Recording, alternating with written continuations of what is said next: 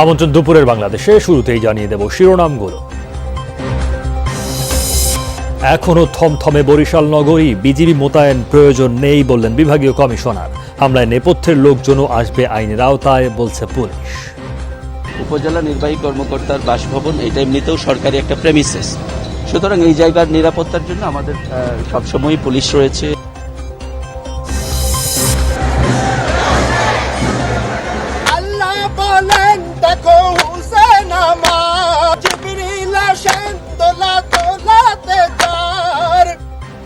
পালিত হচ্ছে পবিত্র আশুরা, করোনায় হচ্ছে না তাজিয়া মিছিল, হোসেনি দালান ও শিয়া মসজিদে বিভিন্ন আনুষ্ঠানিকতা।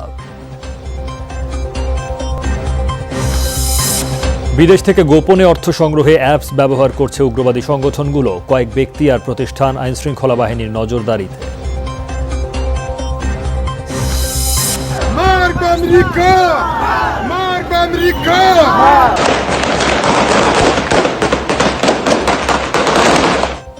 আফগানিস্তানে ছড়িয়ে পড়ছে তালেবান বিরোধী বিক্ষোভ, গুলিতে নিহত 2, দেশ ছাড়ার হিরিক বিমানবন্দরে।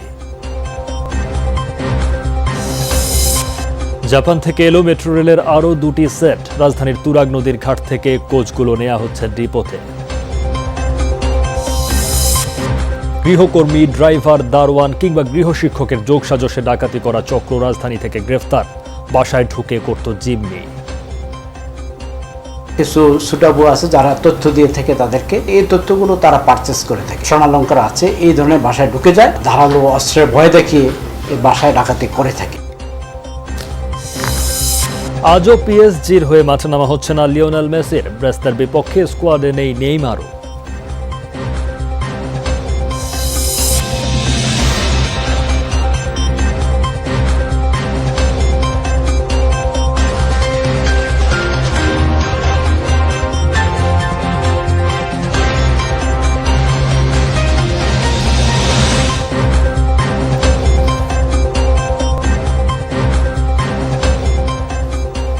দেখছিলেন শিরোনামগুলো। এছাড়াও দেশ বিদেশের আরও খবর নিয়ে দুপুরের বাংলাদেশে আপনাদের সাথে আছি আমি সৌমিত্র শুভ্র।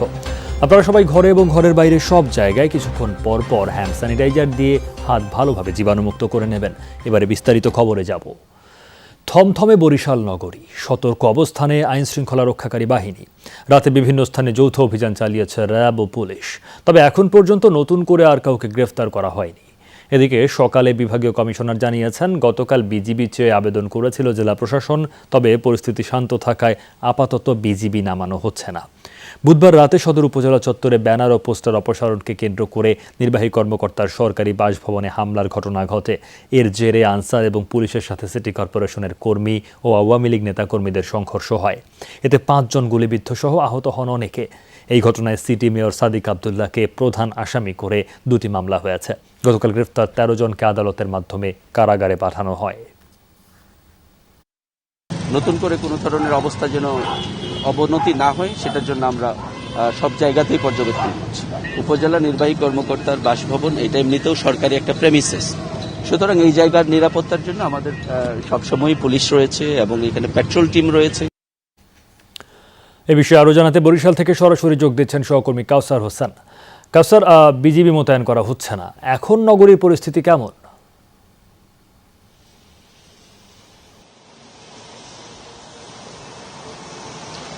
সৌমিত্র, নগরীর পরিস্থিতি গতকাল বিকেল থেকেই শান্ত, যদিও রাতের বেলা বিভিন্ন জায়গায় আইনশৃঙ্খলা রক্ষাকারী বাহিনীর সদস্যরা অর্থাৎ পুলিশ এবং র্যাব যৌথভাবে অভিযান চালিয়েছেন এবং আইনশৃঙ্খলা পরিস্থিতি স্বাভাবিক রাখতে তারা কিন্তু চেষ্টা চালিয়ে যাচ্ছেন। বিভাগীয় কমিশনার কিছুক্ষণ আগে যেমনটা জানিয়েছেন যে নগরীর পরিস্থিতি স্বাভাবিক থাকায় কিন্তু তারা এই মুহূর্তে বিজিবি নামাচ্ছেন না, যদিও বিজিবি চেয়ে তারা আবেদন করেছিলেন। এবং কিছুক্ষণ আগে বরিশাল মহানগর আওয়ামী লীগের এক নেতার সাথে আমাদের কথা হয়েছে। তিনি দাবি করেছেন যে প্রশাসনের পক্ষ থেকে যে 2টি মামলা করা হয়েছে, মামলা 2টিতে মহানগর আওয়ামী লীগের সাধারণ সম্পাদক এবং সিটি মেয়র সাদিক আবদুল্লাহকে আসামি করা হয়েছে। এবং মহানগর আওয়ামী লীগ এবং বিভিন্ন অঙ্গ সংগঠনের নেতাকর্মীদের সেই মামলায় আসামি করা হয়েছে। এবং তারা বলছেন যে প্রশাসনের পক্ষ থেকে যেহেতু মামলা দুটি করা হয়েছে, সেক্ষেত্রে তদন্তের ক্ষেত্রে কিছুটা হলেও স্বজনপ্রীতি থাকতে পারে, তাই তারা নিরপেক্ষ একটি সংস্কার মাধ্যমে এই মামলা দুটি তদন্তের দাবি জানিয়েছেন। এছাড়া এই মামলার প্রতিবাদে দুপুরে বরিশাল বিশ্ববিদ্যালয় এলাকায় ছাত্রলীগের নেতাকর্মীরা এটি বিক্ষোভ মিছিল করেছেন। তবে সর্বোপরি সব জায়গায় কিন্তু এই মুহূর্তে বরিশাল নগরীর পরিস্থিতি শান্ত রয়েছে। সৌমিত্র, ধন্যবাদ আপনাকে কাউসার। আজ 10ই মহররম, পবিত্র আশুরা। কারবালার শোকাবহ ও হৃদয় বিদারক ঘটনার দিনটি মুসলমানদের কাছে তাৎপর্যপূর্ণ। ত্যাগ ও শোকের প্রতীক হিসেবে দিনটি পালন করা হয় মুসলিম বিশ্বে।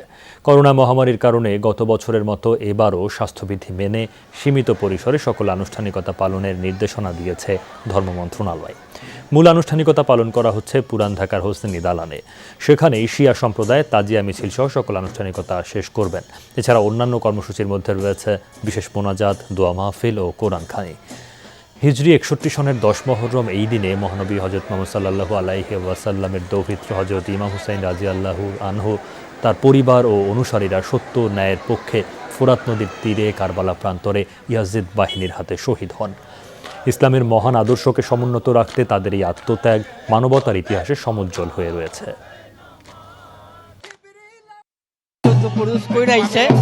আমরা করতেছি এটা শোক মিছিল। আসলে এই শোক তো শুধু আমাদের না, পৃথিবীর যত মুসলমান আছে সবারই। হোসেন নিজে রক্ত দিয়ে ইসলামকে উনি বাঁচালেন। আমরা সারা দুনিয়াকে জানাইতে চাই আমরা সব সময় হকের সঙ্গে আছি। আশুরা দিন থেকে আমরা এটাই প্রার্থনা করি, অচিরেই তাড়াতাড়ি বাংলাদেশ থেকে করোনা শেষ হয়ে যাক, আমরা সুস্থ অবস্থানে নিজের পূর্বের অবস্থানে ফিরে যাই এবং আশুরার যে ঐতিহ্য সেটা আমরা আগামীতে তাড়াতাড়ি বজায় রাখতে পারি। পবিত্র আশুরা সত্য ও ন্যায়ের পথে অবিচল থাকতে অনুপ্রেরণা যোগায়, এমন মন্তব্য করেছেন জাতীয় পার্টির চেয়ারম্যান GM কাদের। পবিত্র আশুরা উপলক্ষে বাণীতে তিনি এ মন্তব্য করেন। পবিত্র আশুরা আমাদের সত্য ও ন্যায়ের পথে অবিচল থাকতে অনুপ্রেরণা যোগায়। ত্যাগ ও শোকের প্রতীক পবিত্র আশুরা আমাদের উদ্বুদ্ধ করে অন্যায় ও অসত্যের বিরুদ্ধে সর্বাত্মক সংগ্রাম করতে। পবিত্র আশুরা উপলক্ষে মিলাদ মাহফিলের আয়োজন করেছে বিএনপি। দুপুরে দলের নয়াপল্টনের কেন্দ্রীয় কার্যালয়ে দোয়া অনুষ্ঠানের আয়োজন করা হয়। এ সময় বিএনপির কেন্দ্রীয় নেতারা উপস্থিত ছিলেন। দোয়ায় দেশ, জাতি ও মুসলিম উম্মার জন্য দোয়া করা হয়। পাশাপাশি করোনা মহামারী থেকে পরিত্রাণের জন্য মহান আল্লাহর নিকট দোয়া করেন তারা।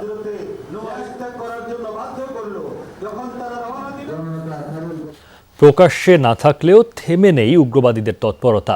চলছে বিভিন্ন মাধ্যম থেকে অর্থ সংগ্রহ। গোপন ও নিরাপদভাবে অর্থ স্থানান্তরের মাধ্যম হিসেবে অন্তত 2টি অ্যাপের খোঁজ মিলেছে, যেগুলো দিয়ে বিদেশ থেকে টাকা সংগ্রহ করছে জঙ্গি সংগঠনগুলো। গবেষকরা বলছেন, মতবাদ প্রচার ও সংগঠন পরিচালনায় আগের চেয়ে অনেক বেশি সচেতন জঙ্গিরা। তবে আইনশৃঙ্খলা বাহিনীর কর্মকর্তাদের দাবি, জঙ্গি অর্থায়নে জড়িত কয়েক ব্যক্তি ও প্রতিষ্ঠানকে নজরদারিতে রাখা হয়েছে। জঙ্গিবাদ নিয়ে রিয়াজ রায়হানের ধারাবাহিকের শেষ পর্ব আজ। এই অ্যাপের মাধ্যমে লেনদেন হয় অর্থ। মোবাইল ব্যাংকিং ও কয়েকটি ব্যাংকের নাম দেয়া, যেগুলোর মাধ্যমে অর্থ সংগ্রহ করা হয়।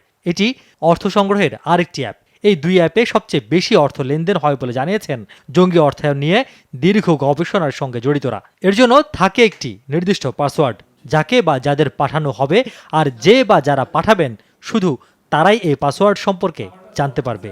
টেলিগ্রাম, সিগন্যাল, হোয়াটসঅ্যাপের বিভিন্ন ছোট ছোট গ্রুপে তারা কিন্তু কাজটি করছে, রিক্রুটিংয়ের কাজ চলছে। তারা 2টি বিশেষ ধরনের অ্যাপ্লিকেশনের মাধ্যমে বাংলাদেশের মোবাইল ফাইন্যান্সিয়াল সার্ভিস ব্যবহার করে তারা বাইরে থেকে টাকাগুলো আসলে গ্রহণ করার একটি তথ্য আমরা দেখতে পাচ্ছি, যেটি কিনা অত্যন্ত ভয়ঙ্কর এবং চিন্তার বিষয় বটে। এই অ্যাপে মূলত বিদেশ থেকে অর্থ গ্রহণ করা হয়। পাঠানোর কোনো প্রমাণ মেলেনি। বিশেষ বা একটি নির্দিষ্ট সময় ছাড়া এই অ্যাপ নিষ্ক্রিয় থাকে বলে জানান বিশেষজ্ঞরা। তবে জঙ্গি অর্থায়ন নিয়ে ব্যাপকভাবে কাজ চলছে বলে জানান আইনশৃঙ্খলা বাহিনীর কর্মকর্তারা। এর মধ্যে অর্থদাতা কয়েকজনের বিষয়ে খোঁজ খবর চলছে। আমরা বিভিন্ন নাম পেয়েছি, সেই নামগুলো কারা সেটা আমরা যাচাই বাছাই করছি। আমাদের র্যাব সাইবার মনিটরিং সেলের মাধ্যমে আমরা যাদের নাম পাচ্ছি এই সকল সিক্রেট গ্রুপের সদস্য হিসেবে তাদের অবস্থান আমরা যাচাই বাছাই করছি এবং তাদের যে এই অর্থ দেয়াটা, এইটার উদ্দেশ্য আমরা জানার চেষ্টা করছি। প্রযুক্তিগত অপরাধ আপনার প্রযুক্তি দিয়ে সমাধান করতে হবে। তো তো সেই প্রযুক্তির মধ্যে যেটা আছে ওপেন সোর্স ইন্টেলিজেন্স, বিভিন্ন রকমের ফ্রেমওয়ার্ক আছে, সেই ফ্রেমওয়ার্কগুলো আসলে চালাতে হবে। শুধুমাত্র পুলিশের উপর ডিপেন্ড করলেও কিন্তু হবে না, পুলিশ আসলে অপারেশনাল বডি। সুতরাং এখানে আমাদের কেন্দ্রীয় ব্যাংকের আর্থিক ব্যবস্থাপনা বা যারা মনিটরিং করছে তাদের একটা ব্যাপার আছে। সুতরাং ডিজিটাল ফাইন্যান্স এবং টেকনোলজিকে মনিটর করতে গেলে ডিজিটাল প্ল্যাটফর্মকে যদি আমরা মনিটরিংয়ের মধ্যে না আনি তাহলে কিন্তু অচিরে আমাদের জন্য একটি বিপদ অপেক্ষা করছে। আইটি বিশেষজ্ঞরা জানান, জঙ্গিদের তৈরি আরও কয়েকটি অ্যাপ ও সাইটে আর্থিক লেনদেনের প্রমাণ মিলেছে। ভার্চুয়াল মাধ্যমে আইনশৃঙ্খলা বাহিনীর যে নজরদারি তা যথেষ্ট নয় বলেও মনে করেন তারা। রিয়াজ রায়হান, যমুনা নিউজ, ঢাকা। আফগানিস্তানে ছড়িয়ে পড়ছে তালেবান বিরোধী বিক্ষোভ প্রতিবাদ। বৃহস্পতিবার আসাদাবাদে গোলাগুলিতে প্রাণ হারান কমপক্ষে 2 জন। তালেবানের কঠোর প্রহরার মধ্যেই দেশের স্বাধীনতা দিবস উদযাপনে রাস্তায় নেমেছিলেন অনেকে। বিশাল পতাকা নিয়ে তালেবান বিরোধী স্লোগান দেন বিক্ষোভকারীরা। তাদের দমনেই এলোপাতাড়ি গুলি ছোঁড়া শুরু করে তালেবান সদস্যরা। হুড়োহুড়িতে অনেকে পদদলিত হন। জালালাবাদেও স্বাধীনতা দিবসে পতাকা উত্তোলন করায় ছোঁড়া হয় গুলি। সেখানে শিশুসহ গুরুতর আহত 2 জন। রাজধানী কাবুলেও পতাকা নিয়ে বিচ্ছিন্ন কিছু প্রতিবাদ মিছিল হয় তালেবানের বিরুদ্ধে। যোগ দেন নারীরাও। আফগানিস্তানে শাসন প্রতিষ্ঠার পর বুধবার প্রথম জালালাবাদ থেকে নারীরা শুরু করেন তালেবানের বিরুদ্ধে বিক্ষোভ। গোলাগুলিতে হতাহত হন কমপক্ষে 16 জন। কাবুল বিমানবন্দরের হৃদয় বিদারক দৃশ্যের সাক্ষী হচ্ছে গোটা বিশ্ব।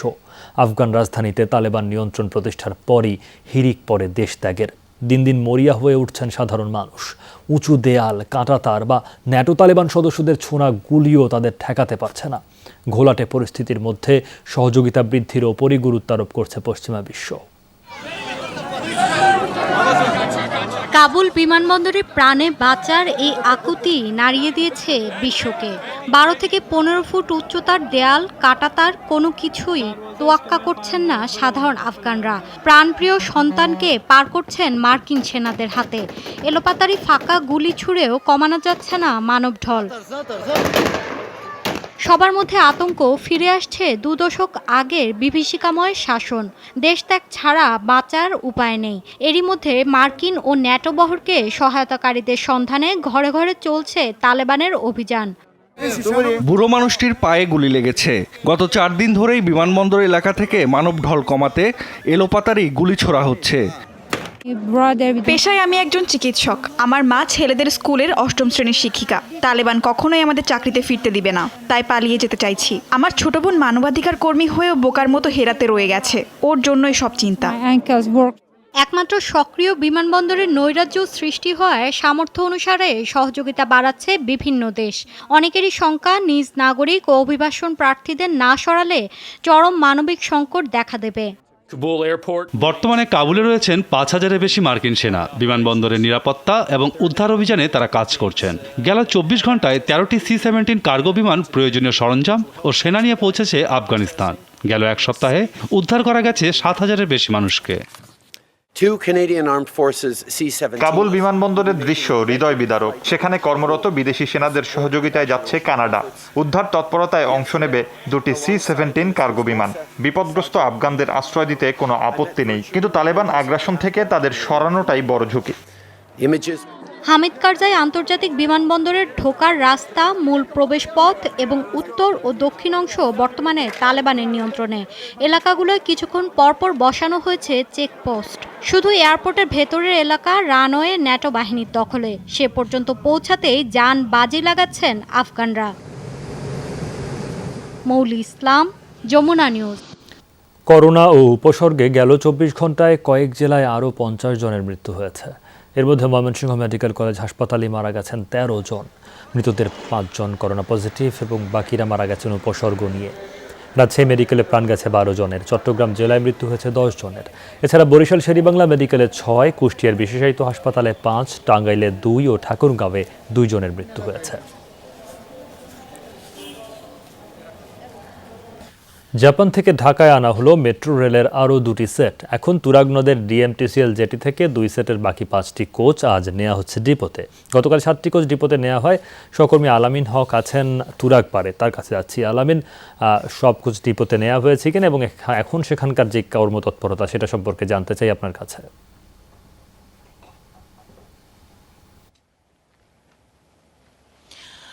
12টি কোচের যে 10টি সেটি ইতিমধ্যে নেওয়া হয়েছে এবং সবশেষ 2টি তুরাগ নদীর পাড়ে রয়েছে। একটি ইতিমধ্যে আনলোড করে গাড়িতে তোলা হয়েছে, সেটি আসলে নিয়ে যাওয়ার অপেক্ষায়।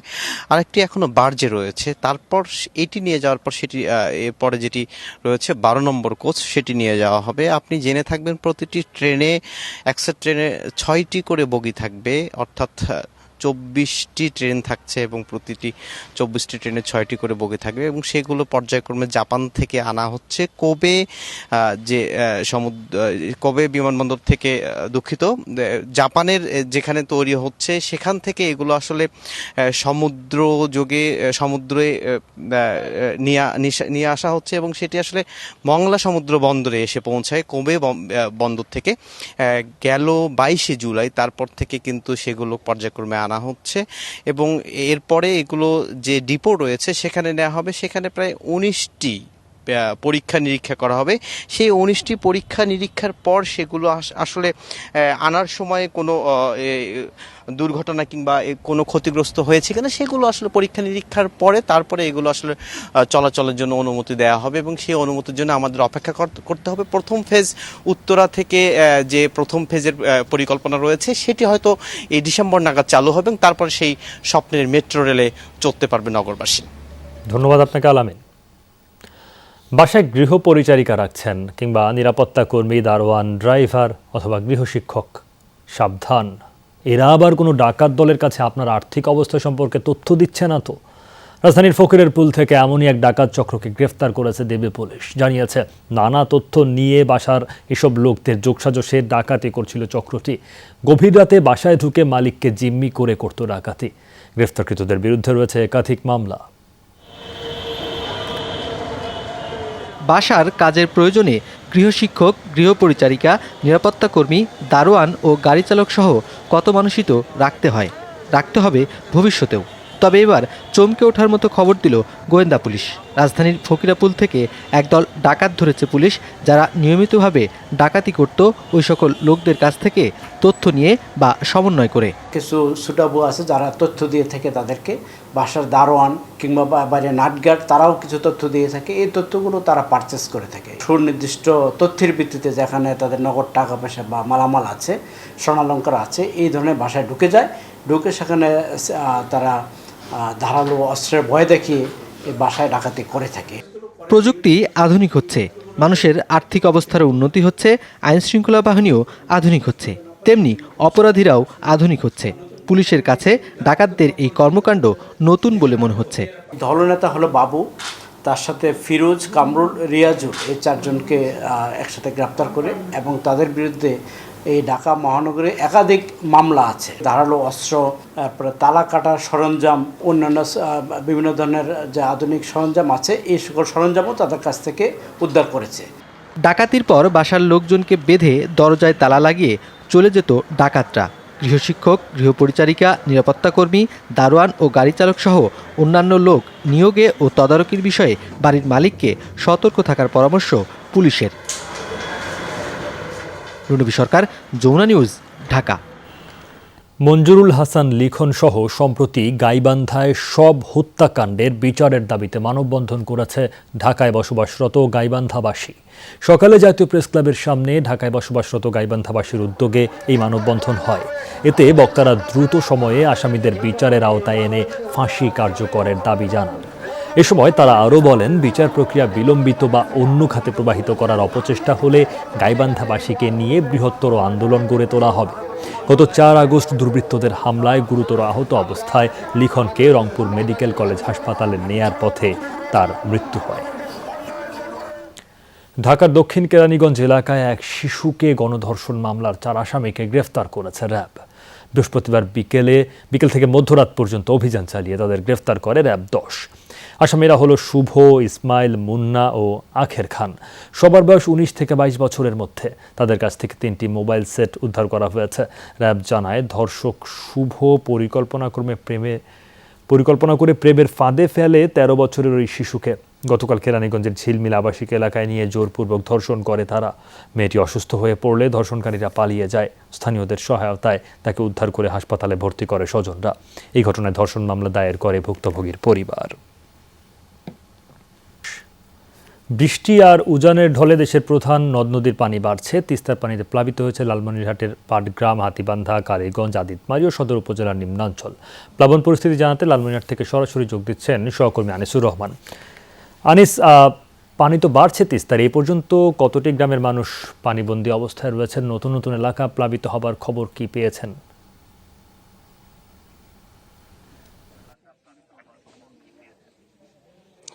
সৌমিত্র, আমি এই মুহূর্তে রয়েছে আদিতমারি উপজেলার ৮ নম্বর ওয়ার্ডে মহিষখসা ইউনিয়ন। আর এই ওয়ার্ডের আমি যেখানে দাঁড়িয়েছি সেখানে কিন্তু একটা পাকা সড়ক। এই সড়কটির কিন্তু প্রায় হাঁটু পরিমাণ এসেছে আজকে ভোর থেকে।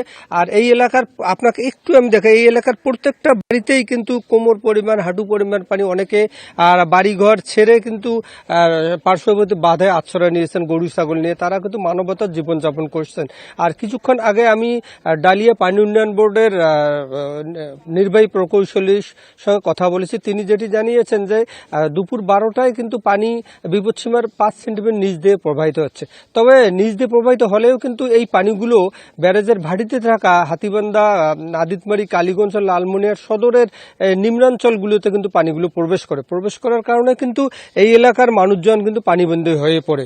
আর এই এলাকায় আমি আজকে যেটি জেলা প্রশাসনের সাথে কথা বলে জানিয়েছে যে 7,000 পরিবার পানিবন্দী, কিন্তু আসলে 7,000 থেকে আরও অনেক বেশি পরিবার পানিবন্দী হয়ে পড়েছে। তবে তাদের যে আগামীর যে ফসল রোপা আমন চারা তারা লাগিয়েছিলেন সেগুলোও কিন্তু পানির মধ্যে নিমজ্জিত হয়ে আছে। অনেকের পুকুর ভেসে গেছে, মাছ ভেসে গেছে, তারা কিন্তু আর মানবতার ভাবে জীবন সমুদ্র। ধন্যবাদ আপনাকে আনিস। ভরা মৌসুম প্রায় শেষ, তারপরও বাজারে নদীর ইলিশের আকাল। গত বছরের তুলনায় আকাশ ছোঁয়া দাম।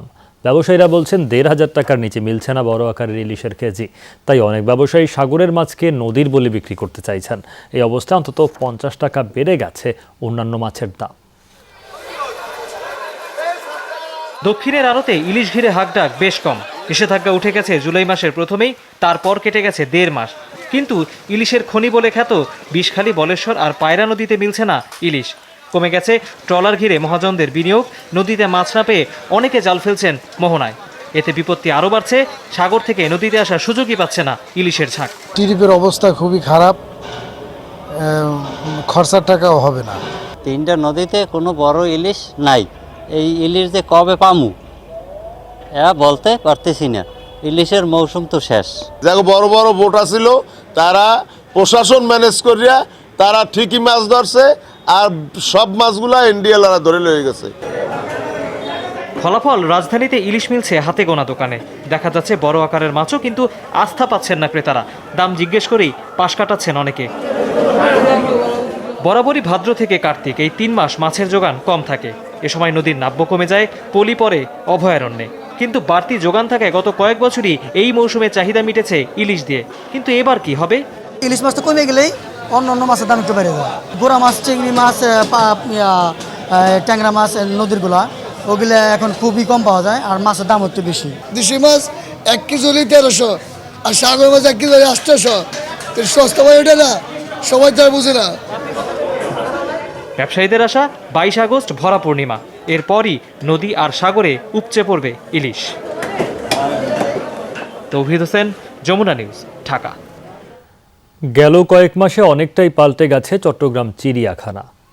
নির্জনতার মধ্যেই এসেছে নতুন 40 অতিথি। চিড়িয়াখানা মাতাচ্ছে বিভিন্ন প্রজাতির প্রাণীর এসব ছানা। সবচেয়ে বড় আকর্ষণ সেই জো বাইডেন। পরিপূর্ণ বয়স হওয়ায় এই বাঘ শাবক এখন খাঁচাবন্দি। লকডাউনের কারণে গেল 1.5 বছরে অন্তত 11 মাস বন্ধ ছিল চট্টগ্রাম চিড়িয়াখানা। আর এ সময়ে জন্ম এই 3 বাঘ শাবকের। দর্শনার্থী নেই, চারদিক শুনশান। গেল 3 মাস ধরে অনেকটা যেন বন্য পরিবেশেই বেড়ে ওঠা তাদের। মায়ের সাথে দাপিয়ে বেড়াচ্ছে পুরো খাঁচা। এই 3 বাঘ শাবকেই এখন চট্টগ্রাম চিড়িয়াখানার অন্যতম আকর্ষণ। বহুল আলোচিত সেই জো বাইডেনকে খাঁচায় ছেড়ে দেয়া হয়েছে গেল এপ্রিলে। ধীরে ধীরে পরিণত বাঘ হয়ে ওঠা বাইডেনও যেন দর্শনার্থীদের অপেক্ষায়, কারণ মানুষের সংস্পর্শেই যে তার বড় হয়ে ওঠা। পরে 3টা বাচ্চা দিছে, বাচ্চা এগুলো দেখবে।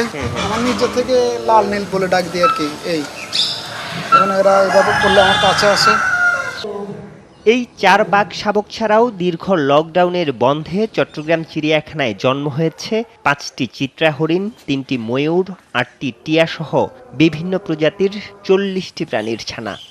হরিণের বাচ্চা দিচ্ছে, লকডাউন বন্ধ থাকা অবস্থায় মনে করেন আমাদের পশু পাখি বিভিন্ন ধরনের বিভিন্ন পশু পাখি বাচ্চা কাচ্চা দিচ্ছে, এগুলো নতুন অতিথি হিসাবে এগুলো দেখতে পারবে। নতুন এই 40 অতিথি সহ চট্টগ্রাম চিড়িয়াখানায় এখন প্রায় 66 প্রজাতির 650 পশু পাখির সমাহার। লকডাউনে প্রায় 40টার মতো পশু পাখি জন্মাইছে, বাঘই শুধুমাত্র হয়েছে প্রায় 4টা। তো বাঘগুলো যেহেতু মানুষের সংস্পর্শে আসে নাই, প্রথম আমাদের একটু টেক কেয়ার আমাদের একটু বেশি করব, যাতে মানুষ বিরক্ত কম করে।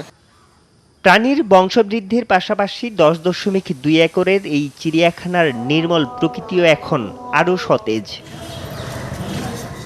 আরিফুর রহমান সবুজ, যমুনা নিউজ, চট্টগ্রাম।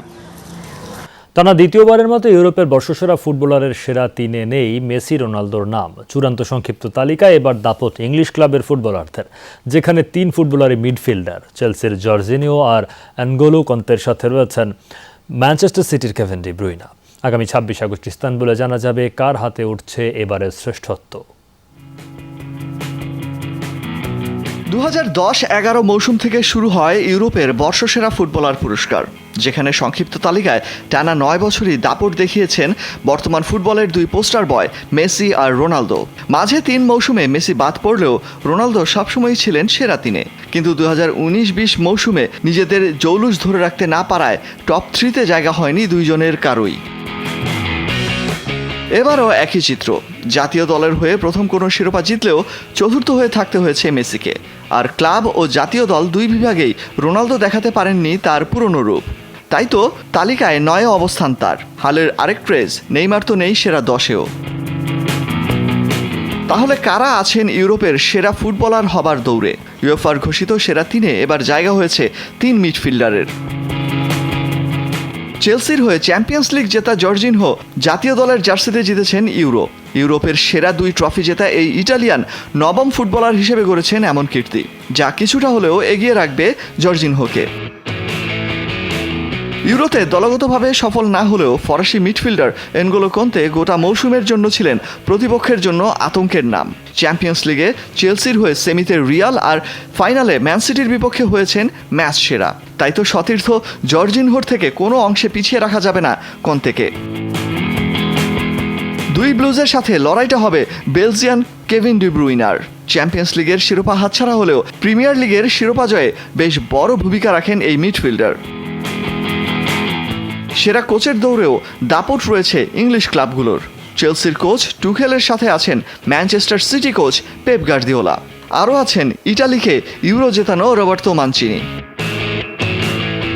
26 আগস্ট এবারের চ্যাম্পিয়ন্স লিগের ড্র অনুষ্ঠানের আগে ঘোষিত হবে ইউরোর সেরা ফুটবলার ও কোচের নাম। অলক হাসান, যমুনা স্পোর্টস।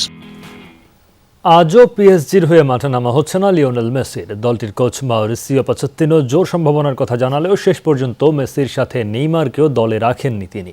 এদিকে এমবাপ্পের ক্লাব ছাড়া নিয়ে যে গুঞ্জন তা উড়িয়ে দিলেন কোচ পোচেত্তিনো। বাংলাদেশ সময় রাতে 1টায় ব্রেস্টের মাঠে নামবে পিএসজি।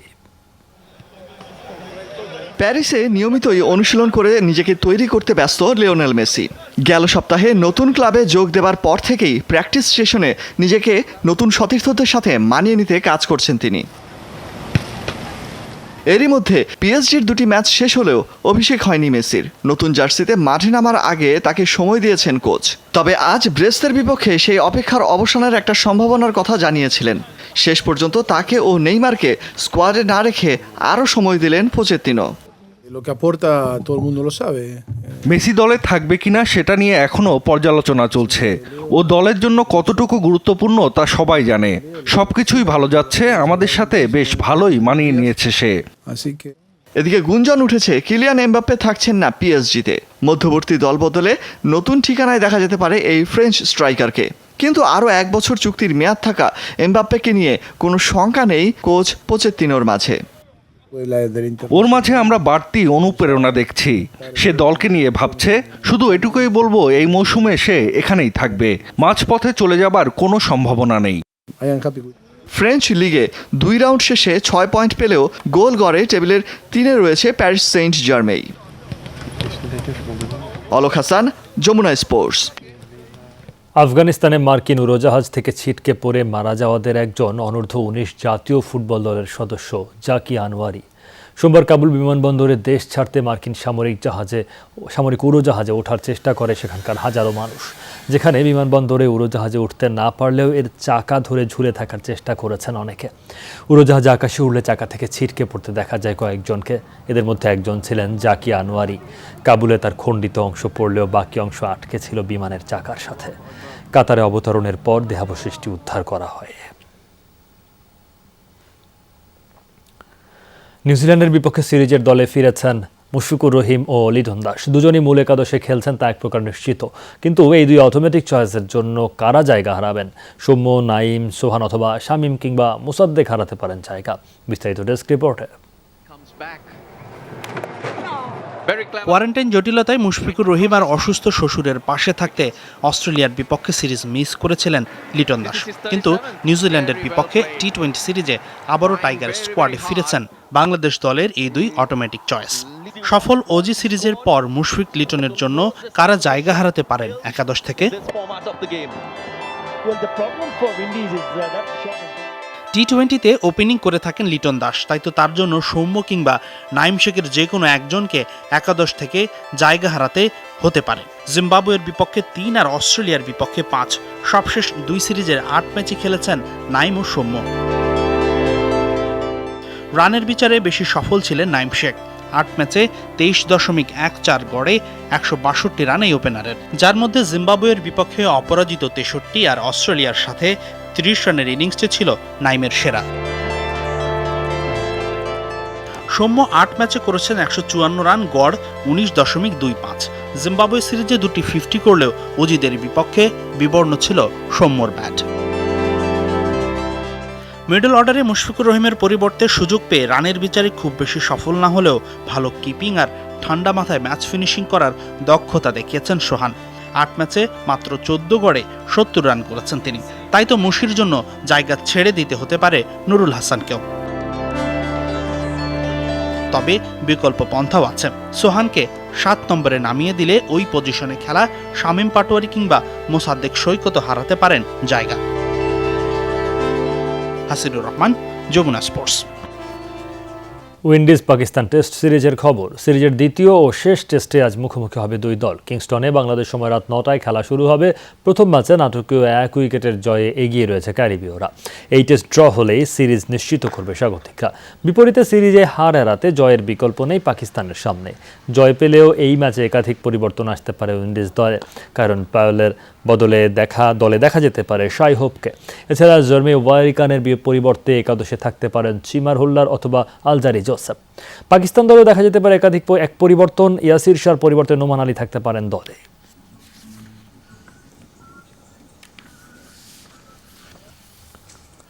বাংলাদেশ প্রিমিয়ার লিগ ফুটবলের খবর। লিগে টানা চতুর্থ জয় পেল সাইফ স্পোর্টিং ক্লাব। উত্তর বারিধারাকে গতকাল 3-1 গোলে হারিয়েছে তারা। দিনের আরেক ম্যাচে অবনমন নিশ্চিত হওয়া আরামবাগকে 1 গোলে হারিয়েছে বাংলাদেশ পুলিশ। বঙ্গবন্ধু স্টেডিয়ামে ম্যাচের শুরু থেকে গোলের জন্য মরিয়া ছিল সাইফ। এদিন জামাল ভুঁইয়াকে বিশ্রাম দিয়ে একাদশ সাজায় দলটি। শুরুতে একাধিক সুযোগ হাতছাড়া হলেও ম্যাচের 29 মিনিটে লিড নেয় তারা। গোলরক্ষক মিতুলের ভুল পাস কাজে লাগিয়ে সাইফকে লিড এনে দেন ওকলি। 66 মিনিটে ইকেচুকুর গোলে 2-0 এগিয়ে যায় তারা। 75 মিনিটে মারুফের গোলে ব্যবধান উত্তর বারিধারা। তবে ম্যাচের অতিরিক্ত সময়ে ওকলির দ্বিতীয় গোলে 3-1 জয় নিয়ে মাঠ ছাড়ে সাইফ। 21 ম্যাচ শেষে 38 পয়েন্ট নিয়ে টেবিলের 6-এ জামাল ভুঁইয়ার দল। এডিনসন কাভানি উরুগুয়ের ক্লাব পেনারোলে যোগ দিয়েছেন। এমন খবরে কিছুটা অবাক হতে পারেন যে কেউই। পেনারোল নতুন খেলোয়াড় চুক্তিবদ্ধ করেছে ঠিকই, তবে কাভানিকে নয়। হুবহু কাভানির মতো দেখতে রুবেন বেন্টানকোর্টকে দলে ভিড়িয়েছে তারা। কোপা সুদামেরিকানা ও স্থানীয় লিগের জন্য এই উরুগুয়ান ক্লাবটি চুক্তি করে 28 বছর বয়সী রুবেনের সাথে, যিনি দেখতে অনেকটাই একই দেশের এডিনসন কাভানির মতো। কাকতালীয়ভাবেই দুই ফুটবলারের জন্ম উরুগুয়ের শহর সালতোতে।